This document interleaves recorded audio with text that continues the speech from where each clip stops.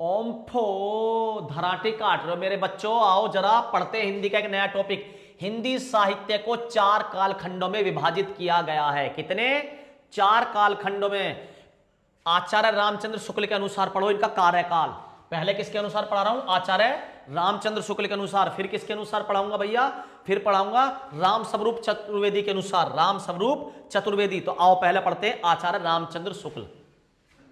भैया हिंदी साहित्य काल को 4 भागों में बांटा गया। पहला सबसे पुराना है आदिकाल। सबसे पुराना आदिकाल।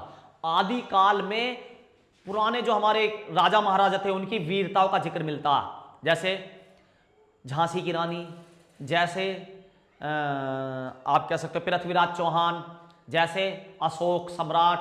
मतलब पुराने जो हमारे राजा हैं इनकी जो वीरताओं की गाथा आदिकाल, इसलिए आदिकाल को कहा गया वीर गाथा काल। आदिकाल को क्या कहा गया? वीर गाथा काल। तो सबसे पहले आदिकाल, आदिकाल के बाद भक्ति काल। लेकिन भक्ति काल नहीं है, कायदे में समझिए तीन में तोड़ो। पहले आपको जब समझ में आएगा, पहला आदि। आदि मतलब शुरू, है ना भाई? आदि का विलोम शब्द बताओ। अंत। तो आदि का मतलब क्या हो गया? शुरू। अंत का मतलब खत्म। तो शुरू कहां से होता? आदि से। शुरू कहां से होता? आदि से। और बीच में आता मध्य। बीच में क्या आता? मध्य। और सबसे लास्ट में आता आधुनिक। सबसे लास्ट में आता आधुनिक। तो 3 में तोड़ो पहले। आधुनिक काल, मध्यकाल और आदिकाल, आदिकाल, मध्यकाल और आधुनिक काल। आदिकाल, मध्यकाल और आधुनिक काल। आदिकाल शुरुआत वाला काल। मध्यकाल को 2 भागों में तोड़ा। पहले वाले को पूरब पद, बाद वाले को उत्तर पद। पहले वाले को पूरब, दूसरे वाले को उत्तर। तो जरा समझिए, आदिकाल के बाद बीच में आया मध्यकाल, और मध्य को ही 2 पार्टों में तोड़ दिया। पहले वाले को पूर्व मध्यकाल, बाद वाले को उत्तर मध्यकाल, और चौथा हो गया आधुनिक काल। चौथा हो गया आधुनिक काल। तो इस तरीके से 4 कालखंडों में हिंदी की जो है साहित्य को तोड़ा गया। ठीक है भैया जी। आदिकाल को किस नाम से जाना जाता? वीर गाथा काल से। पूर्व मध्यकाल को भक्ति काल से, ठीक है। उत्तर मध्यकाल को रीति काल से। आधुनिक काल को गद्य काल से। तो इसका मतलब क्या बना भैया? पहला आदिकाल, दूसरा भक्ति काल, ज्यादातर जो हम पढ़ते, तीसरा रीति काल, चौथा आधुनिक काल। ठीक है, बिल्कुल भैया समझ में आ गया। आदिकाल तो 1050 से स्टार्ट करते हैं 1375। 1050 से 1375 वीरों की गाथा।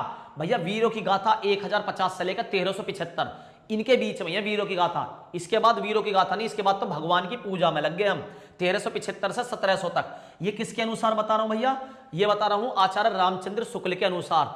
वीरों की गाथा 1000 से ज्यादा है भैया हमारे देश में। 1050 स्टार्टिंग ही 1050 से, और कहां तक जाती है? 1375 तक। उसके बाद आती है भक्ति काल। भक्ति में कितने लग गए भैया? अब सीधी सी बात, यहां 1375 तक यहां आ गया, तो यहां स्टार्ट कहां होगा? 1375 से 1700 तक।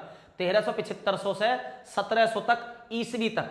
ये सारे ईसवी में है, ईसा पूर्व कोई नहीं है। ईसवी से 1375 से 1700 ईसवी तक भगवान की भक्ति में लगे रहे। और 1700 से 1900 तक रीति काल। 1700 से 1900 तक रीति काल, और 1900 के बाद आधुनिक काल, जिसे गद्य काल कहा जाता है। 1900 से अब तक। 1900 से अब तक। तो ये बात समझ में आ गई भैया? बिल्कुल समझ में आ गई। आगे चलिए, क्योंकि ये बिल्कुल फ्री का क्वेश्चन पूछ लेता है, किसको क्या कहा जाता है या इनका सन। तो आगे से आप ध्यान रखेंगे। आगे चलते हैं भैया। राम स्वरूप चतुर्वेदी के अनुसार काल का विभाजन इन्होंने भी 4 भागों में तोड़ा है। आदिकाल, पूर्व मध्यकाल, उत्तर मध्यकाल, आधुनिक काल। अरे भैया ये तो हमें भी पता, बस इनकी अंतर क्या है? टाइमिंग में। अंतर किस चीज में है? टाइमिंग में। आदिकाल को वहां पे भी वीर गाथा काल कहा, बिल्कुल। पूर्व मध्यकाल को भक्ति काल, बिल्कुल। उत्तर मध्यकाल को रीति काल, आधुनिक काल को गद्य काल। सब चीज सेम है, डिफरेंस है इनकी टाइमिंग में। वहां 1050 से 1375 और यहां 1000 से 1350। किसका? राम स्वरूप चतुर्वेदी जी का। राम स्वरूप चतुर्वेदी जी का 1000 से 1350। वहां पे कितना था? 1050 से 1375। तो वहां पे 75 से स्टार्ट होता, लेकिन यहां कितने पे खत्म करा इन्होंने जी? राम स्वरूप जी ने 1350 पे। तो यहां पे स्टार्ट भी होगा 1350 से 1650। 1350 से 1650। और अगर हम करें आचार्य रामचंद्र शुक्ल की बात, तो यहां पे था 1375 से 1700। तो उनकी बात वहीं छोड़ते हैं। यहां पर 1350 से 1650 में भक्ति करी। 1650 से 1850 वहां पे था। 1700 से 1900 यहां हो गया। 1650 से 1850 कौन सा? रीति काल। गद्य काल 1900 के बाद था वहां पे। यहां पे कितना? 1850 ईस्वी से अब तक। 1850 ईस्वी से अब तक। अब मैं इसके साथ आपको कुछ 4-5 इंपॉर्टेंट क्वेश्चन बता के जाता हूं। जैसे आदिकाल को वीरगाथा काल। देखो आदिकाल को क्या कहा जाता है? वीरगाथा काल। मध्यकाल को भक्ति, मध्यकाल नहीं बेटा, गलत लिख रहा है, पूर्व माध्यमिक काल को, पूर्व मध्यकाल को भक्ति काल कहा जाता है, उत्तर मध्यकाल को रीति काल कहा जाता है ना, और आधुनिक काल को गद्य काल कहा जाता है। और ये सारे नाम इन्हें किसने दिए हैं? आचार्य रामचंद्र शुक्ल ने, आचार्य रामचंद्र शुक्ल ने। हिंदी साहित्य का इतिहास, हिंदी साहित्य का इतिहास, तो बेटा मैं इसे नेक्स्ट पेज पर आपको बता दूं जरा। अगर आपसे पूछ ले हिंदी साहित्य का इतिहास, तो हिंदी साहित्य का इतिहास आचार्य रामचंद्र शुक्ल ने नहीं कहेंगे, तो भैया किसने कहेंगे? मैं आपको दोनों नाम बता देता हूं। अगर पूछे हिंदी साहित्य का इतिहास, हिंदी साहित्य का इतिहास, ठीक है। अगर पूछे प्रथम भारतीय,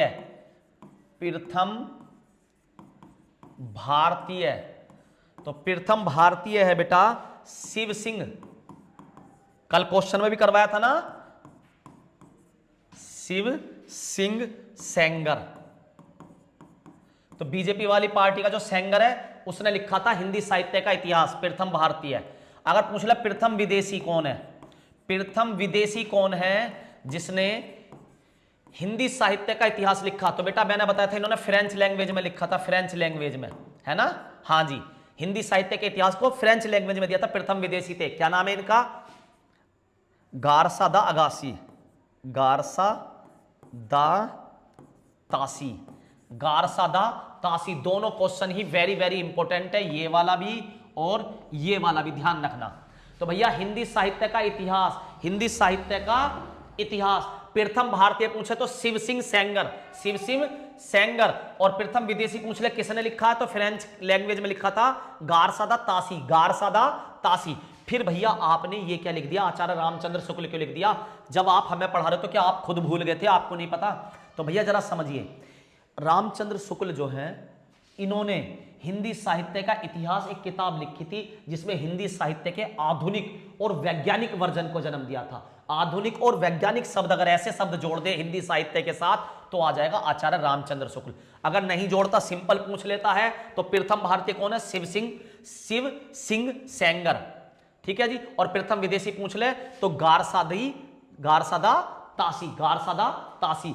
उम्मीद करता हूं बेटा मेरी छोटी छोटी वीडियो आपको बहुत पसंद आ रही होंगी, तो आप मुझे कमेंट करिए ओम फो, और इस वीडियो को प्लीज पढ़ने वाले बच्चों के साथ शेयर करिए। धन्यवाद।